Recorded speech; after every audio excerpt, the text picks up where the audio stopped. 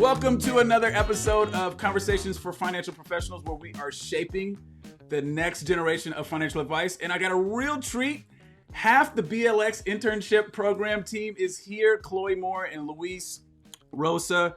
You guys are doing a bang up job over there, and we had to have you on to come and talk about this great program. I'm not going to try to steal your thunder by giving you a proper intro. We'll let everybody hear who you are, but welcome to the podcast. Thanks for having us. Thank you, Dominique. Pleasure. Absolutely. I definitely had to, when we start thinking about all the different things that are going on in the financial services industry, you know, between fintech and fee consolidation and yada, yada, yada, we have to talk about this whole attracting, retaining, and hiring really good talent. And I think you guys are at the forefront of what you're doing. Giants in the making here. So before we get started, let's introduce everybody to who you are. And because you guys, you know, we're all founders here of our own firm. And I want to make sure that everybody kind of has proper introduction. So ladies first, go Miss Chloe. All right. My name is Chloe Moore. I'm the founder of Financial Staples, which is a fee-only virtual financial planning firm based out of Atlanta, Georgia. And I serve primarily young tech professionals, and I specialize in equity compensation. Good stuff. Good stuff. And Mr. Luis. Thank you. My name is Luis Rosa. I am the founder of Build a Better Financial Future. It's a fee-only financial planning firm. I don't have a fully defined niche, but I primarily work with couples in their 30s, 40s, and 50s who are still in the accumulation phase of their lives, a lot of which happen to be of Latinx, Hispanic, Latino, Latinas. And a lot of them first generation in the US, where they're the first ones buying homes and all that. So I'm just helping them navigate through that and help close the wealth gap. So great to have these giants on the podcast to talk about this kind of stuff. So let's talk about increasing pathways for diverse talent in financial services. I want to read this because I want to get this right. This is directly from your website. It says the financial planning industry is woefully underrepresented from a diversity standpoint. In fact, 73% of certified financial planners are white males. We believe that in order to move the financial planning profession forward, we must be more representative of the population of our country. According to the CFP board and the U.S. Census Bureau, only 3.8% of certified financial planner pros are Black or Latinx, while those populations make up 31.9% of our country.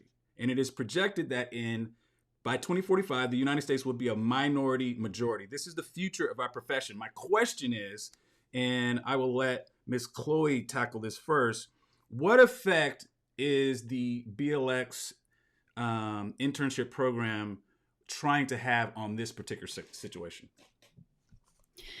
Yeah, definitely. I think one of the big things that firms say is that, you know, we have an issue finding this diverse talent. You know, we want to hire more people of different backgrounds, but, you know, where do we find them? And so we're eliminating that obstacle through the BLX internship program. Is, you know, we're saying here we have this pool of people, you know, these Black and Latinx aspiring financial planners that want to get into the industry. And a lot of them have had hard times getting into the industry. They've been trying, you know, they've been reaching out to firms and trying to get jobs as financial planners or associate financial planners, and they've had those doors shut. So we're offering these people up to firms and saying, hey, you know, this obstacle goes away now. Louis, I wonder what your take is on that. Is because I hear a lot of, you know, the whole need more experience and all this other kind of stuff. What's your take on kind of the same question, I guess, just from a different angle, maybe? Yeah, we're looking to create a ripple effect because the barriers to entry are pretty high. Going back to what you were reading from our website, I feel like this is something that you can apply to other industries or even society as a whole. Black and Latinx people make up they're minorities to some degree, but then they're majority in the things that hurt them, right? Like incarceration rates, illiteracy rates, and things like not being represented in way too many professions, including ours. And we noticed that a lot of Black and Latinx people that did get access to the industry wasn't really in a way that they were coming in from a financial planning standpoint. It was more in a product-based sales type of environment, selling insurance and things of that sort. So the advice that the people need on a day-to-day basis wasn't really getting to the people that needed the most. And I feel like Chloe was saying, one of the things is just we hear firms saying, well, there's a lack of the pool, right, the talent, but a lot of it has to do with the fact that they're not necessarily looking in the right places because some of these firms sometimes they just get an email from a big client that says, hey, my son is in college and he's having some time off this summer, can you host him as an intern in your firm? And then, oh, sure, they just go ahead and do it, and so they're not even looking anywhere else, and that just continues to happen, which is why the numbers are so skewed. Financial planners all the time talk to their clients about diversifying their portfolios, but we hardly look at the industry and look at our firms inside and say, well, we need to diversify the firm too. I wonder, you raise up a good point, and Chloe, if you could chime in on this, where are firms looking? Like, I mean, there seems to be like so many pools of talent from, all of us have gone to these big conferences, whether they're put on by our custodians or some of, our professional organizations. I just wonder, where are they looking? What have you found about that? Yeah, it reminds me, there's an interesting article that was in Morningstar, I think last year it came out, and it was talking about, it's a networking problem. People tend to look in their networks first. And so if you have, majority white firms, they're looking at their networks, which are probably majority white. And so that's where they find the talent. And even if they go to colleges, they're going to predominantly white institutions or financial planning programs that are at these predominantly white institutions. And so it's just kind of a ripple effect. When you're only looking in certain areas that are close to proximity, and you don't have a pretty diverse network, then that's where the issue lies. Let me ask this. I'm going to play devil's advocate for just a second as we expand this conversation on finding diverse talent to fill these spots. I wonder if this is an exposure problem too, right? So I graduated college in 98. I graduated high school in 94. I don't ever remember anybody coming to my high school talking about careers in financial services or anything like that. Maybe, to Lewis's point, some product sales about insurance or something like that. But I mean, even throughout my years in college, and I went to a historically Black college, Prairie View A&M University, yay. We didn't have, I had a finance degree, but this was not something talked about. So I wonder, along with the networking and some of the other stuff, how much would you attribute to this being an exposure problem also? Yeah, it's a combination. That's a great point, Dominique, because it goes both ways too. And to your point, the same thing happened to me. I graduated high school in 97, college in 2001. I was an economics major. And not once did I ever hear anything about personal finance or a financial planner being an option as a career choice. I know a lot of more schools are having these programs now, but it wasn't an option for me at all. There was finance, there was economics, but I didn't even hear about a financial planner until I graduated college and I was introduced to one. I just had no idea that one existed or even what they did. In fact, it took me a while to figure out what they did, even after I was hired by one, just because it was just not a conversation that was had in my family, that there was no wealth to manage to begin with. And it was not accessible in school either. So I didn't even know. So it would be great to see a whole bunch of CFP professionals be able to take some time to volunteer through some organizations and go to colleges on career day and things like that so that people get more exposed. And that's one of the things that we're trying to do in the BLX internship program by hosting different webinars with student-led organizations and also university programs that have these kinds of programs or that have a very diverse pool of candidates. Because we're noticing too, a lot of our interns are hearing about this for the very first time as well. They weren't even considering a career in financial planning until we mentioned it. Or now some of them had an idea, but now they really do know what it is that a financial planner does because they're getting the exposure via the internship program to be able to sit in with an actual planner in client meetings, help out, prepare for the meeting, do the communication with the clients afterwards. And it's not a product based at all. So the exposure, yeah, it's a two-way street for sure. Yeah, Chloe, what are your thoughts on exposure? Because I know, correct me if I'm wrong. Where'd you go to school? You went to a school with a financial planning program, correct? Yeah, I went to University of Alabama, Roll Tide. Roll Tide. And yeah, we had a financial planning program there. Yeah. So okay, so that was probably a different experience than what I had. But I guess to that same point, do you see this as an exposure problem as well, or how much would you attribute it to actually, there's just not enough people talking about the greatness that happens in a really good financial planning process where financial advice is being exchanged between the client and the service professional? Yeah, I think two things come to mind. The first one is, it's definitely an exposure thing. And just to hit it from a different angle, just exposure to what real wealth looks like, just beyond what you see on social media and all those things that are probably not real wealth.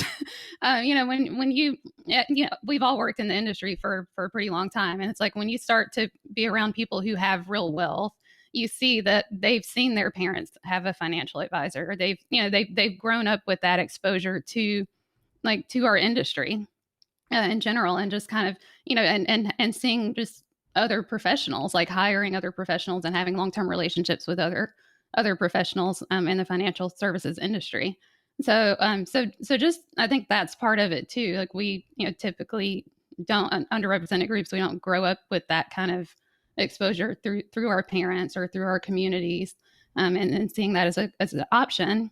The other thing is that I don't think people really understand like what financial planning is. Like you said, Dominique, people think about sales. They think about selling insurance or investment management. But I think something that we as an industry should probably focus a lot more on as we talk about the industry is just some of the, like, kind of making it more desirable. Thinking about just the transformations that we make in clients' lives, and just some of the shifts that we see clients make, helping clients be like save their first $1 million, or helping seeing clients kind of cross over those different thresholds and reach their goals and live the life of their dreams. It goes so much beyond like the investment management piece or just the the numbers and the technical piece of it. And so I think just having it be a more desirable industry, I think would help too. I think you raise a good point, and I'm going to want Lewis's opinion on this too, because I've often, even what I'm doing with Jumpstart now, is more on kind of dispelling some of the myths of the financial services industry, and to steal, a conversation from Carl Richardson in Kitsis is, we've got to transform this thing from financial services industry to financial planning profession. I think making that distinction really clear, because I believe, real financial advice, the kind of that, people on this call are doing, and hopefully the people that are listening to this are doing, actually changes family trees, has the ability to change family trees. And everybody deserves the opportunity to change their family tree. So with that being said, I think you raise a really good point on drawing that line of distinction and making this a more attractive profession for people to become a part of, just like, an attorney or a physician or something like that. Would you agree with that, Lewis? Yeah, and as Chloe was saying, you both tied it in really well. I started thinking about my neighborhood when I was growing up in Washington Heights in New York City. And I remember in terms of professional offices, there was not an RIA in my neighborhood at all, right? There was not a financial advisor. There were tax preparers who popped up during tax season. Don't get me started on that one, by the way.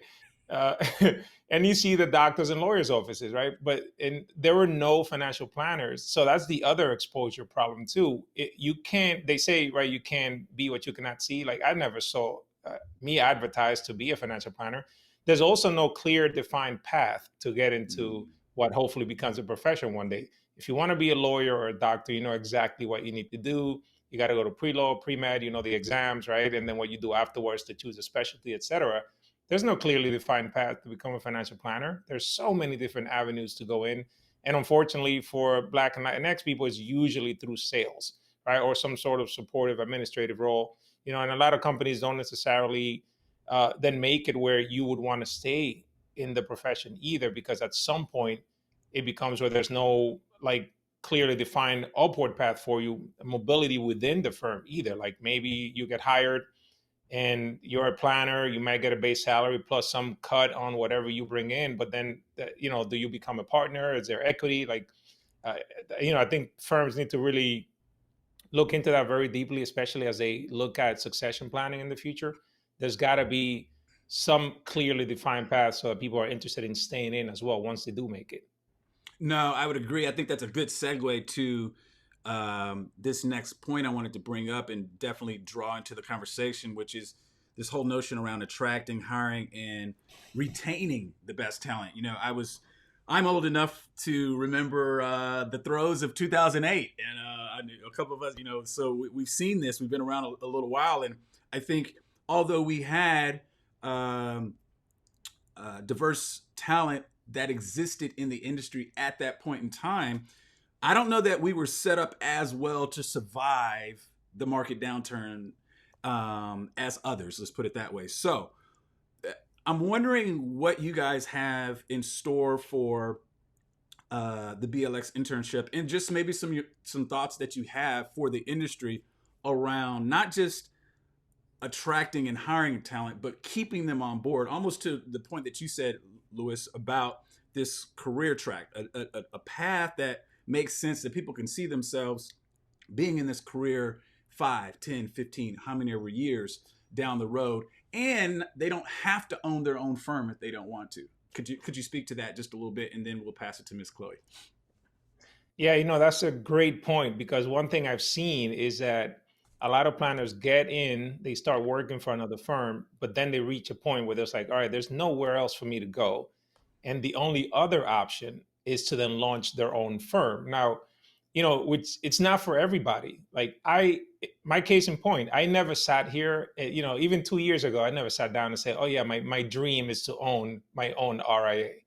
And I feel like that is the case with a lot of my colleagues. They felt, which is the case with me, it was a necessity. Like I couldn't work with my peers because wherever I was working, I was very heavily based on assets under management, right? And when I looked at the people that are my age group, nobody had $500,000 to go invest at our RIA, right? A lot of the investable assets happen to be in a 401k, which the advisor couldn't touch anyway. But they need advice. They are raising kids. They're buying houses for the first time, right? So I felt like I needed to go out and get my own firm. But we don't necessarily need, 3 million solo shops either, right?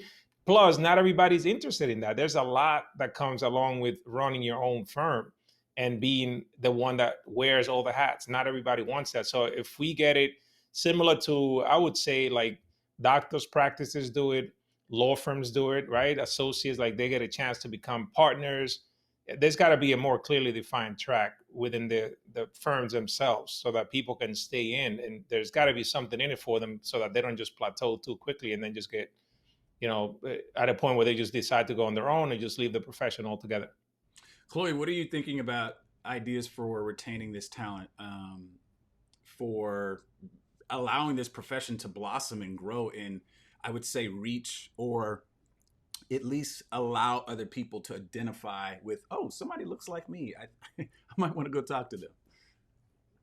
Yeah, so I want to back up a little bit and talk about just even getting the talent in the first place. I think firms need to be more open to just different skill sets, different transferable skills from other industries. We have a lot of career changers that discover the profession later on, and I think something that we always see, if a firm is hiring an entry-level position, it's entry-level, but you have to have 2 to 3 years of experience. And it's like, well, how do you get the 2 to 3 years of experience? And it's yeah.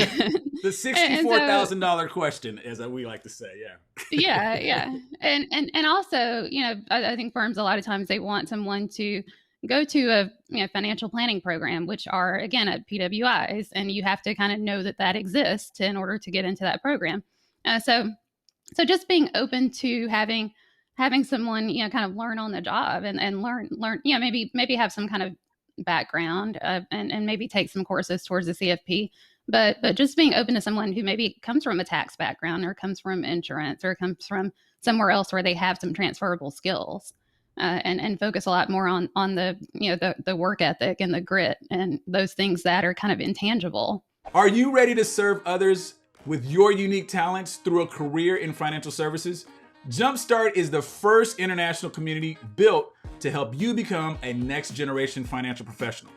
You could be a career changer not knowing where to begin, or an existing financial professional just trying to learn a little bit more about being successful in this industry.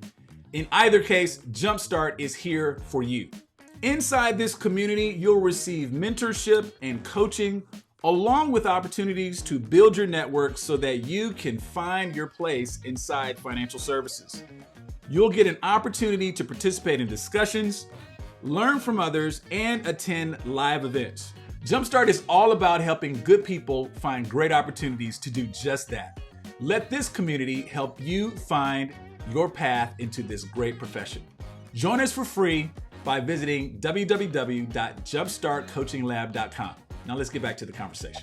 Before you pivot to the retention of talent, because I love where you're going with this, because I see this all the time of, hey, I've applied here, I've done this. And part of what JUMPSTART is trying to do is help people take their transferable skills and, I won't say market, but at least present those in a way that are a little bit more attractive to firm owners. I'm a firm owner, you guys are firm owners, you kind of know what we're looking for.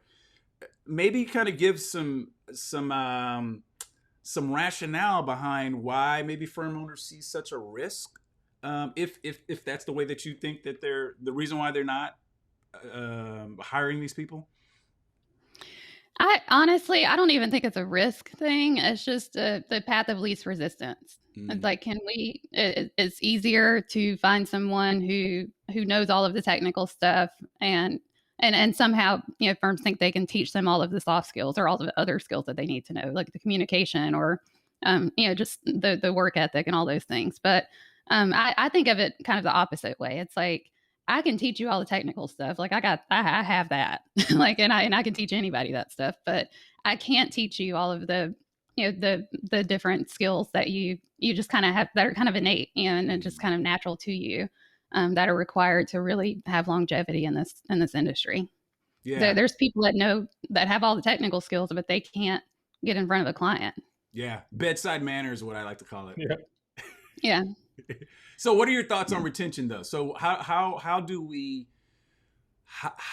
keep people in this industry that are really good at what they do, but because the way that this industry has been formed, the tough times, because of the model that this industry is really built around, which is assets under management, a recession hits or tough times hit, sometimes we're not like capitalized enough, or the firm infrastructure, doesn't allow for, to keep 15 people or 15 headcount.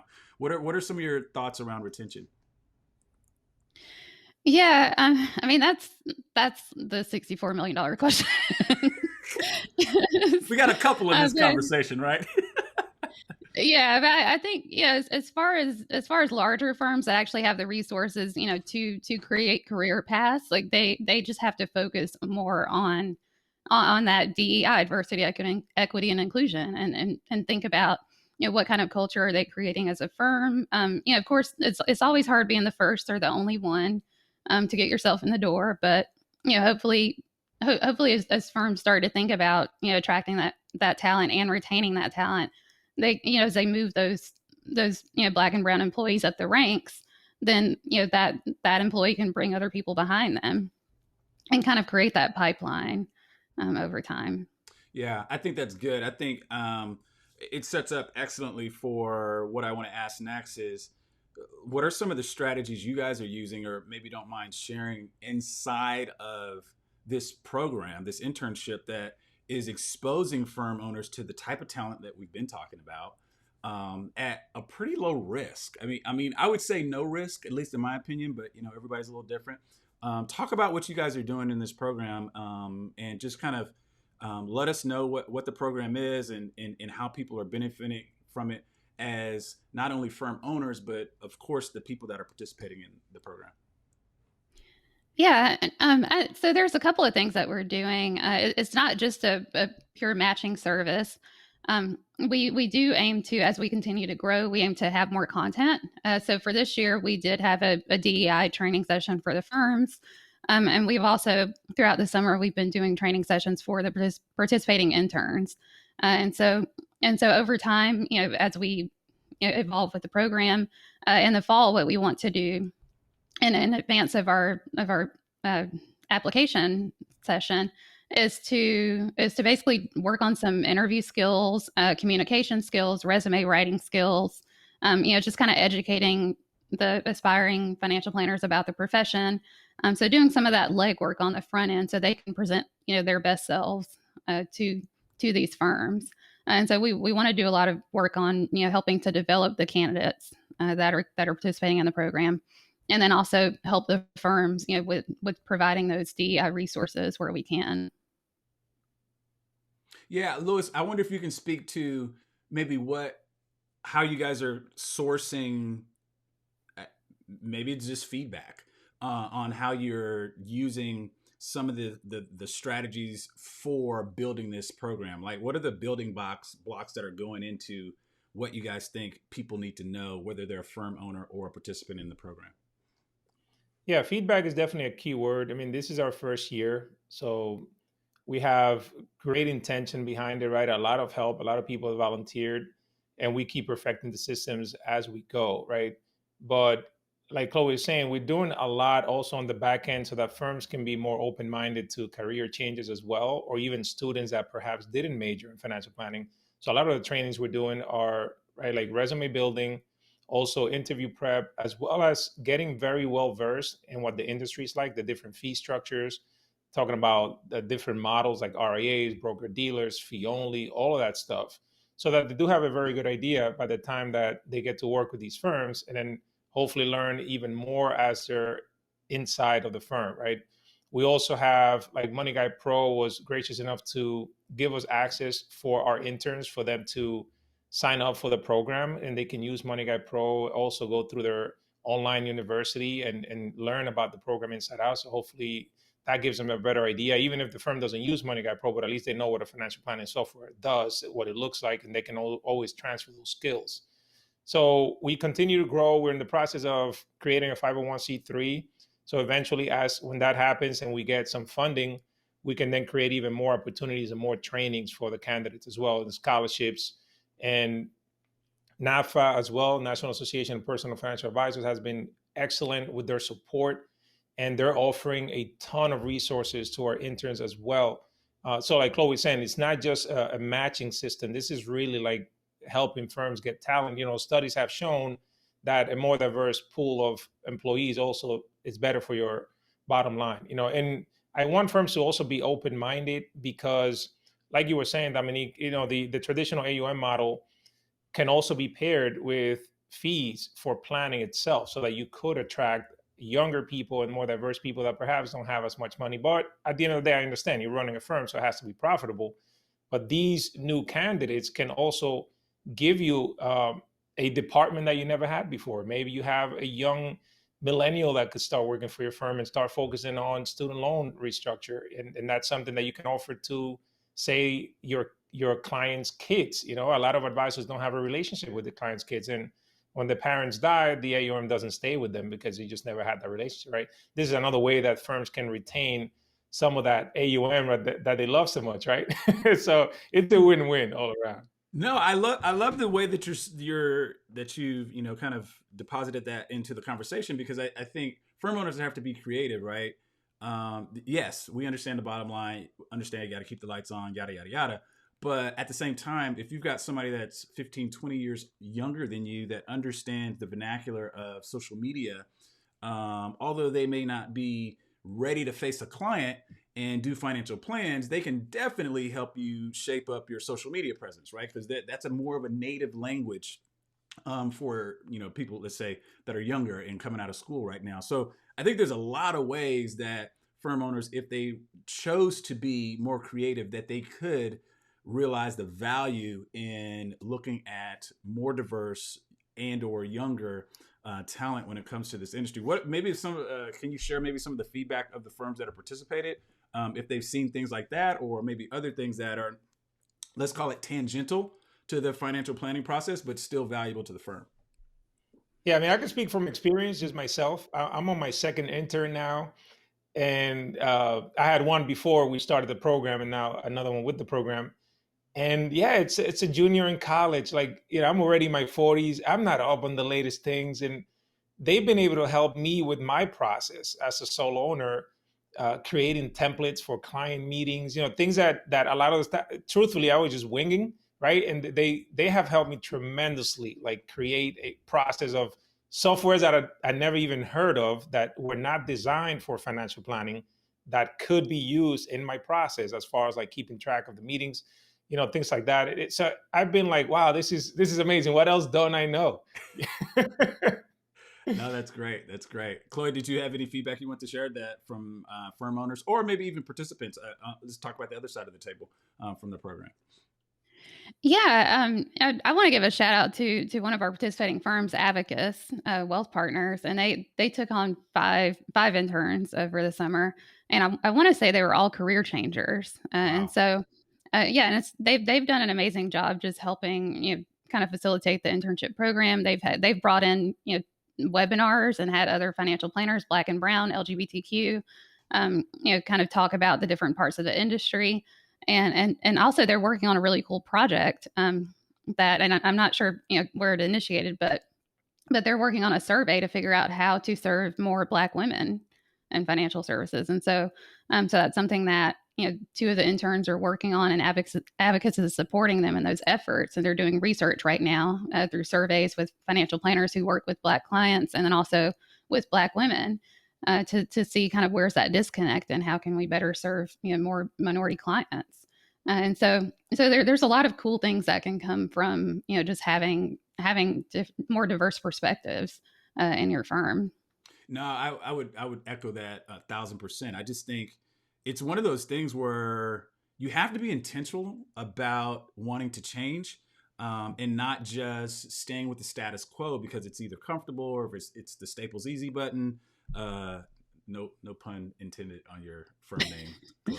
But the point just being that I think we have to start to think about this level of innovation in our industry like other industries have thought. Like you start thinking about, like, I just remember when me and my wife were talking about this last night, like in 98, we were talking to our 19-year-old, but in 98, when I graduated from college, like the internet was used as like almost a digital library. That's all it was. It was Alta Vista Search or Netscape, and that was it. But nowadays, I mean, you got this device in your pocket that allows you to just work from home. I mean, you can do all kinds of things. And so that type of innovation has happened in the span of like 25 years. Like our industry, I know it's not that old, but the point is like, we're still doing things from like the 70s and the 80s. And it's like, when are we going to catch up? So no, I'm so glad to hear that you guys are doing a lot of great things over there in the internship program. Any final That's a parting great thoughts? point, Dominique. I'm sorry, go ahead, say it. Yeah, no, that was a great point. Sorry. You're so right. Sometimes we get set in our ways. And I think the pandemic was a big wake up call for a lot of advisors. Something as simple as using Zoom, right? Like they just were not prepared for it. Working from home and having a remote team as well was a lot of things that advisors really struggle with. And it turns out that a lot of clients really prefer actually to just meet virtually because I deal a lot with clients in the East Coast, and they love it when I have a call with them at 8 o'clock at night. It's only like 5 o'clock on my end, but they already put the kids down. They don't have to drive to my office. Nothing. I mean, it's like they just love it. It's a lot of the things that we're set in our ways. I mean, if you're open, and I like the word that you use, being intentional. Usually, we're intentional, like with marketing, going after clients. You could be intentional about the hiring that you do too. You could be very targeted in the way you do it. And again, it's going to be a win-win for everybody. I couldn't agree more. I couldn't agree more. Well, this has been great. As we bring this in for a landing, you guys know that this podcast is to help empower tomorrow's financial professional with tools to serve their client at the next level. In that context, Ms. Chloe, we'll start with you. Do you have any word or words of wisdom to leave with the audience? Yeah, I would say if you're looking to get into the industry, just don't give up. Knock down the doors. Just continue to work on your skills. Whether they are the technical skills or the transferable skills, like the non tangible kind of skills, and just keep going for it. No, I couldn't echo that more. I think one of the things that is maybe not lost on career changers, but definitely needs to be said is that you are, in a lot of instances, starting from scratch. Yes, you got transferable skills, but you don't know what you don't know. And you need to be willing to learn. You need to be willing to invest in yourself. You need to be willing to look at this as more of a marathon versus a sprint. And the patience that I think is connotated behind what you just said, knocking down the doors, having that persistence.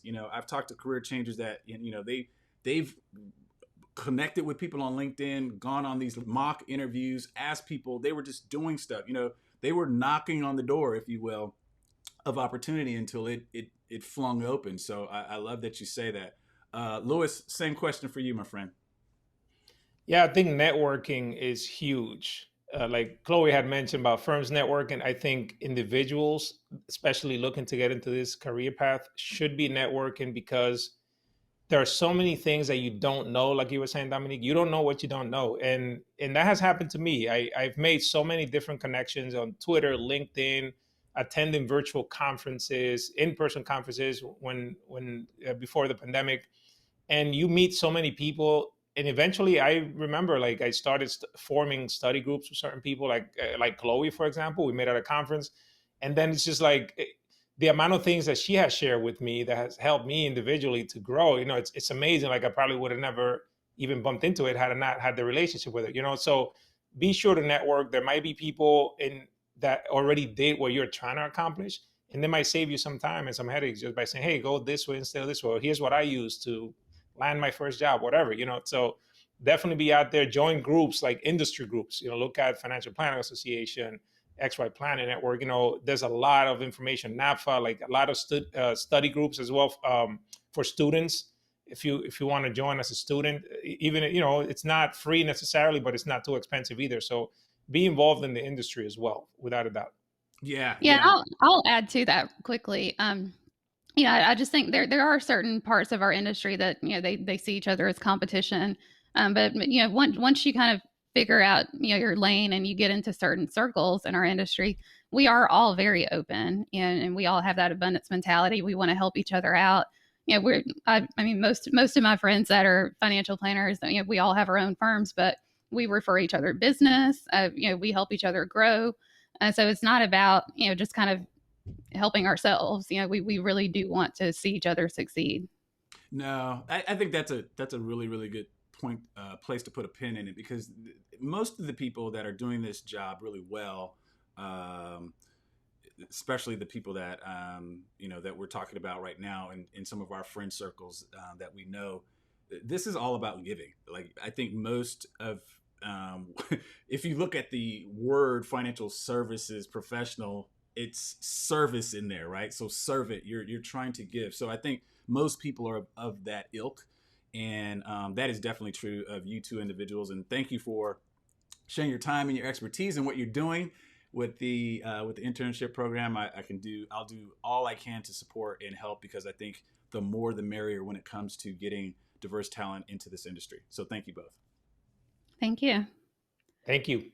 All right, good stuff, guys. Talk to you soon. Bye-bye. Hey there, thanks for watching. If you are an aspiring financial professional trying to make it to the next level, make sure you join me inside of my free community where we can continue the conversation about this topic and other things to help you make the leap into financial services. I'll see you inside.